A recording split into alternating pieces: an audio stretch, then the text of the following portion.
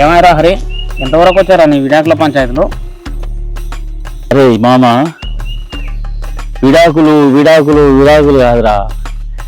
అసలు రెండో పెళ్లి కోసము మ్యారేజ్ బ్యూరోల కోసం ఫోన్ చేస్తే ఒక్కొక్కరికి ఎవ్వరు చూడు నువ్వేం చదివినావు, నీకేమొస్తున్నది అనేసి అడుగుతారా.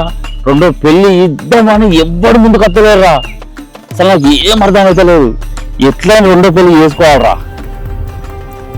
అరే కూడా రెండో పెళ్ళికి పిల్లనిచ్చు అంటే అంత మాటలు అనుకున్నావురా. ఒకప్పుడు మోపిలాడు ఉందంటే అయ్యా పిల్లని చేసుకొని వచ్చేటోళ్ళు. ఇప్పుడు అట్లా లేదు. నీకు ఆస్తి ఎంత ఉంది, చదువు ఎంత చదివినావు, నీకు ఎంత వస్తుంది, వెనకెంత వేసినావు, ముంగలు ఎంత వేస్తావు, 30 ప్రశ్నలు ఉంటాయిరా తిక్కోడా.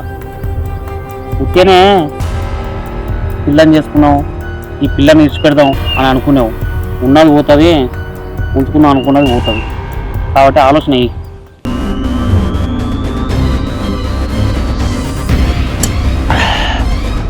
అరే మామ, నాకు రెండో పిల్లం లేకపోయినా దొరకపోయినా మళ్ళీ దాన్నే తీసుకొచ్చి చిత్రహింసలు పెట్టి నరకం ఏంటిదో చూపెడతా దానికి. అంతేగాని దాన్ని మాత్రం వదిలిపెట్ట. తప్పు చేసింది అమ్మాయి చేసిన ఆదరా. వాళ్ళ అమ్మనైనా తప్పు చేస్తే ఆ అమ్మాయి మీద కష్టపడిన ఎందుకురా నువ్వు? అరే వాళ్ళ అమ్మా నాన్నని అనలేను, అందుకే దీన్ని టార్చర్ చేసినావు అనుకో వాళ్ళ అమ్మ నాన్న బాధపడతారు. అందుకే దీనికి నరకం చూపెడతా. నువ్వు పెట్టుకోగా ఊరికే మంచిగా బతుకు. నేను అనుకున్న సాధించే దగ్గర దాన్ని వదిలిపెట్టండి రా. నా ఇగో సాటిస్ఫై కావాలి.